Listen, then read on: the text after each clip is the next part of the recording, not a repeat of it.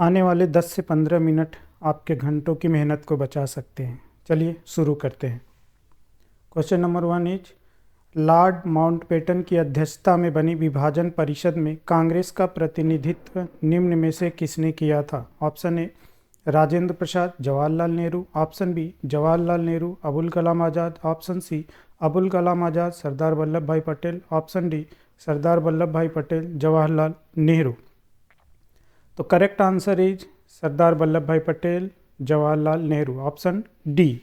दरअसल जुलाई सन 1947 ईस्वी में लॉर्ड माउंटबेटन ने भारत विभाजन के संदर्भ में बातचीत करने या अंतिम रूप देने के लिए एक 5 सदस्यीय विभाजन परिषद का गठन किया था।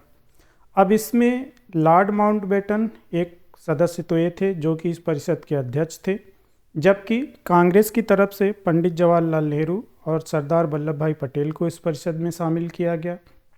वहीं दूसरी तरफ मुस्लिम लीग की तरफ से मोहम्मद अली जिन्ना तथा लियाकत अली इस परिषद में शामिल किए गए। तो ये 5 सदस्यीय परिषद था जिसका अध्यक्ष जो है लॉर्ड माउंटबेटन को बनाया गया था।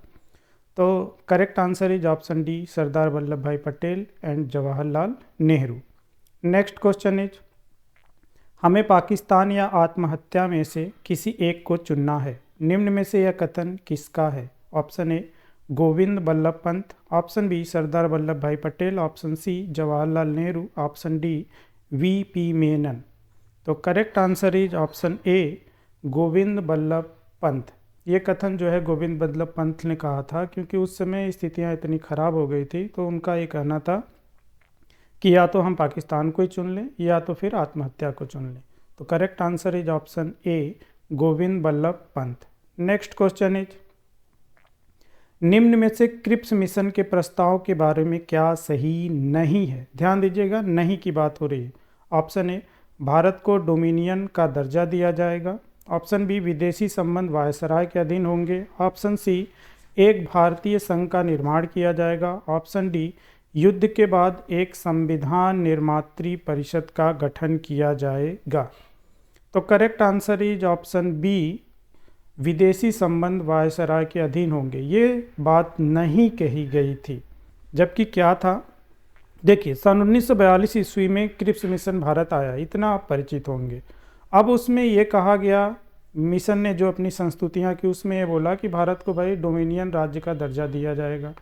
दूसरी बात उसने ये कही कि एक भारतीय संघ का निर्माण भी किया जाएगा। तीसरी बात उसने ये भी कही कि युद्ध के बाद एक संविधान निर्मात्री परिषद का गठन किया जाएगा। ठीक है, लेकिन उसमें ये नहीं था कि जो संविधान निर्मात्री परिषद बनेगी या उसमें भारत के विदेशी संबंध जो है वायसराय के अधीन रहने की बात नहीं थी, बल्कि ये बात की गई थी कि तब अगर इस मिशन के प्रावधानों को या संस्तुतियों को मान लिया जाता है तो तब से भारत के विदेशी संबंध जो है वो किसी भारतीय सदस्य के अधीन रखने की बात की गई थी, कि मतलब भारत का विदेशी संबंध जो है वो किसी भारतीय सदस्य के द्वारा ही निर्धारित किया जाएगा। तो ये स्टेटमेंट जो है वो गलत है, ऑप्शन बी और गलत है, बाकी कथन जो है वो सत्य हैं। नेक्स्ट क्वेश्चन इज निम्न में से मोहम्मद अली जिन्ना की 14 सूत्री मांगों के संदर्भ में कौन सा कथन असत्य है? असत्य की बात हो रही है। पहला ऑप्शन ए एक संघीय संविधान हो। ऑप्शन बी अवशिष्ट शक्तियां प्रांतों के पास हो। ऑप्शन सी केंद्रीय विधानमंडल में मुसलमानों को 50% स्थान दिए जाएं। ऑप्शन डी पृथक निर्वाचन प्रणाली को जारी रखा जाए। तो करेक्ट आंसर आप इसका देखेंगे तो इसमें करेक्ट आंसर है ऑप्शन सी केंद्रीय विधानमंडल में मुसलमानों को 50% स्थान दिए जाएं। ये बात नहीं कही। दरअसल दिसंबर सन 1928 ईस्वी में नेहरू रिपोर्ट पर विचार के लिए कलकत्ता में एक सर्वदलीय सम्मेलन आयोजित किया गया था। अब उस सर्वदलीय सम्मेलन में मोहम्मद अली जिन्ना ने अपने कुछ सुझाव रखे जिन्हें अस्वीकार कर दिया गया। अब इसके कारण जो है मार्च 1929 ईस्वी में मोहम्मद अली जिन्ना ने अपनी 14 सूत्रीय मांगों को रखा, मतलब अपनी 14 मांगों को उन्होंने सामने रखा।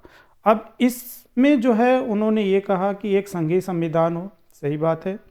उसमें दूसरी मांग उनकी ये थी कि अवशिष्ट शक्तियां प्रांतों के पास हो, ये भी सही बात है। और तीसरी बात जो है पृथक निर्वाचन प्रणाली को जारी रखने की बात उन्होंने की थी। केंद्रीय विधानमंडल में उन्होंने मुसलमानों के लिए आरक्षण की बात तो की थी, लेकिन वो आरक्षण 50% नहीं था, बल्कि वो आरक्षण 1/3 था। मतलब 33% स्थान जो है मुसलमानों के लिए आरक्षित करने की बात मोहम्मद अली जिन्ना ने अपनी 14 सूत्रीय मांगों में कही थी। तो यहाँ 50% जो है वो गलत है। तो correct answer is option C जो है कि असत्य है। नेक्स्ट क्वेश्चन इज निम्न में से सन 1781 ईस्वी के संशोधन अधिनियम के प्रावधानों के संदर्भ में कौन सा कथन असत्य है? ऑप्शन ए, सर्वोच्च न्यायालय के अधिकार क्षेत्र में सभी प्रेसिडेंसियों को लाया गया। ऑप्शन बी, कंपनी के पदाधिकारी कुछ मामलों में सर्वोच्च न्यायालय के अधिकार क्षेत्र से बाहर हो गए। ऑप्शन सी, मुकदमे की सुनवाई में प्रतिवादी का निजी कानून लागू किया गया।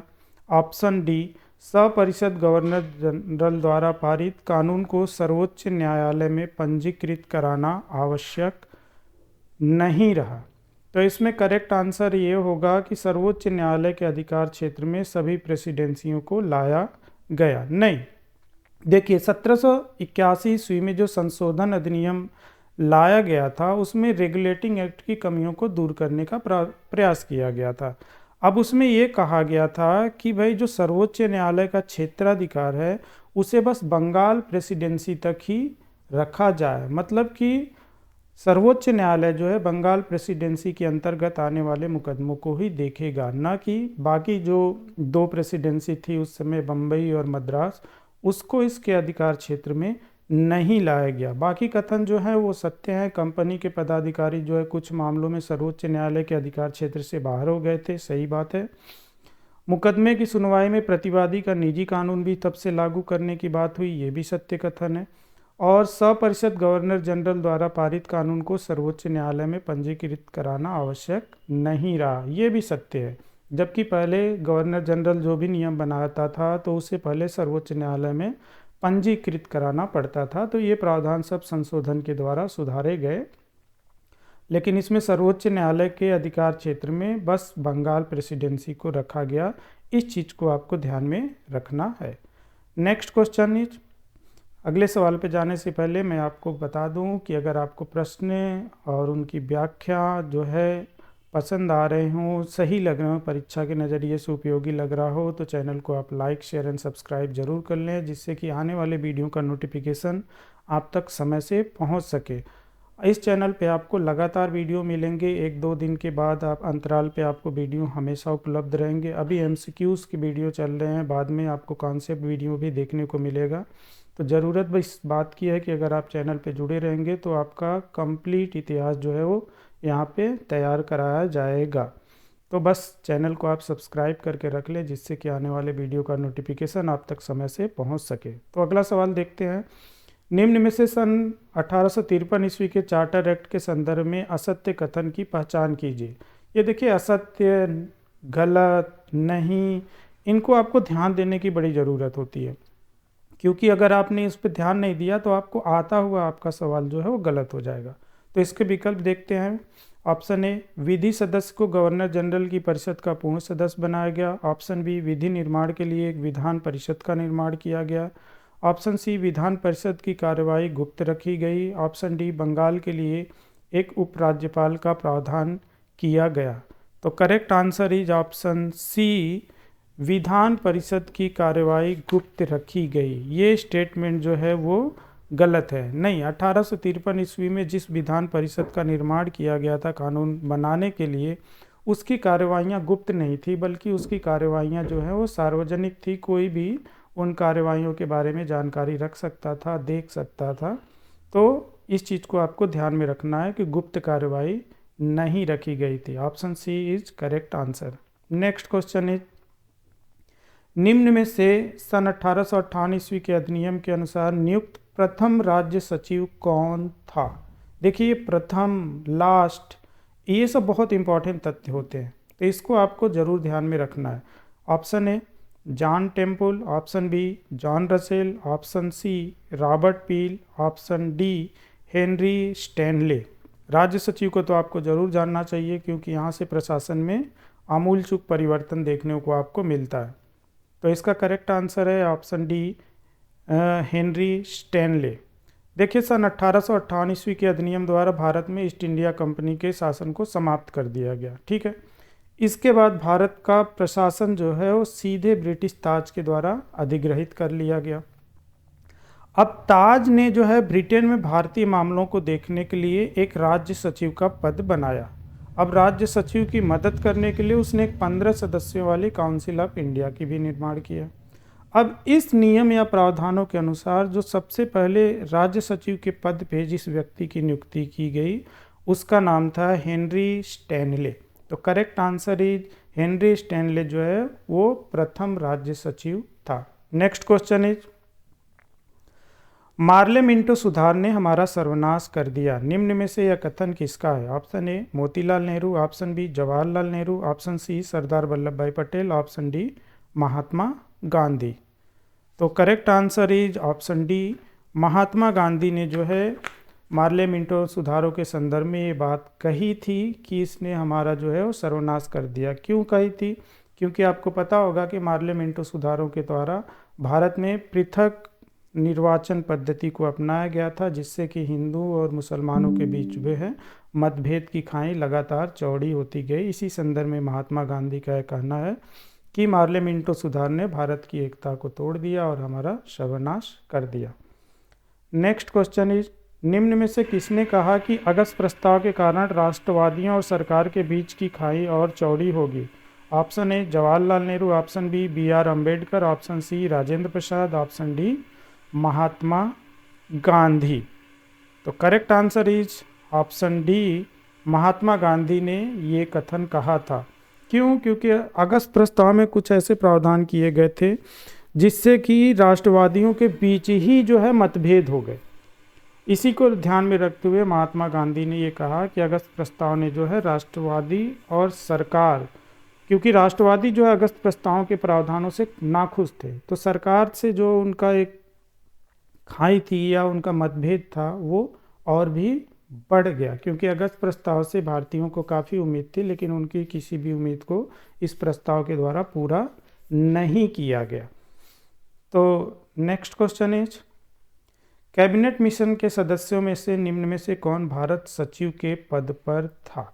ध्यान रखिएगा, option A V Alexander, option B Stafford Cripps, option C Pethick Lawrence, option D John Lawrence. तो correct answer is option C Pethick Lawrence. देखिए भारत की संवैधानिक समस्या के समाधान के लिए 23 मार्च सन 1946 ईस्वी को एक 3 सदस्यों वाला कैबिनेट मिशन जो है वो भारत आया। अब कैबिनेट मिशन में भाई 3 सदस्य थे, पहला पैथिक लॉरेंस, दूसरा स्टैमफोर्ड क्रिप्स, तीसरा एवी अलेक्जेंडर। अब इसमें इस मिशन का अध्यक्ष जो है वो पैथिक लॉरेंस को बनाया गया और पैथिक लॉरेंस जो है उस समय राज्य सचिव के पद पर था। ध्यान रखिए कि राज्य सचिव का पद जो है वो 1858 ईस्वी के अधिनियम के द्वारा बनाया गया था, लेकिन आपको ये ध्यान रखना है कि राज्य सचिव और काउंसिल ऑफ इंडिया वो ब्रिटेन से रेगुलेट कर रहे हैं भारतीय प्रशासन को। बाकी जो 2 सदस्य हैं स्टैमफोर्ड क्रिप्स, वो उस समय बोर्ड ऑफ ट्रेड के अध्यक्ष थे, और तीसरा सदस्य जो एवी अलेक्जेंडर जो है वो नौसेना मंत्री था।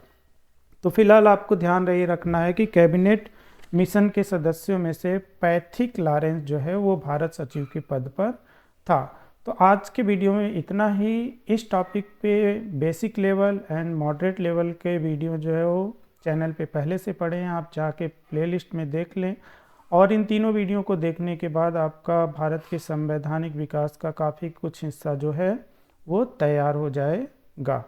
अगर आप चाहें तो इन पीडीएफ को निकाल करके उसका आंसर टिक करके रख सकते हैं, जो परीक्षा के समय आपको तेज़ी से रिवीजन करने में बहुत ही काम आएगा।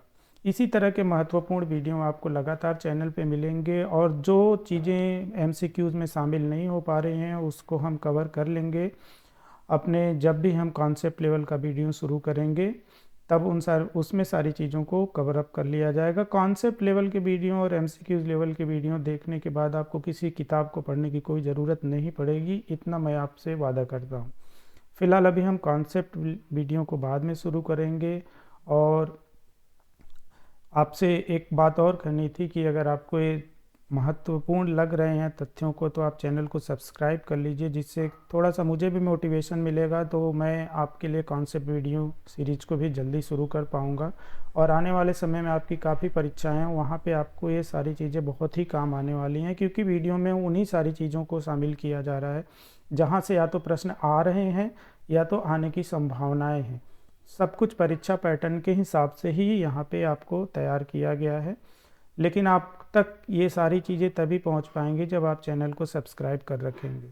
तो चलिए मिलते हैं किसी अन्य टॉपिक में ऐसे ही मज़ेदार सवालों, महत्वपूर्ण सवालों के साथ अगले वीडियो में। तब तक के लिए जय हिंद। और इस वीडियो का पीडीएफ आपको मिल जाएगा टेलीग्राम में, जिसका लिंक मैं आपको कमेंट सेक्शन में मेंशन कर दूंगा, तो आप जा कर के टेलीग्राम से पीडीएफ को डाउनलोड कर सकते हैं। तब तक चैनल पर बने रहिए। जय हिंद।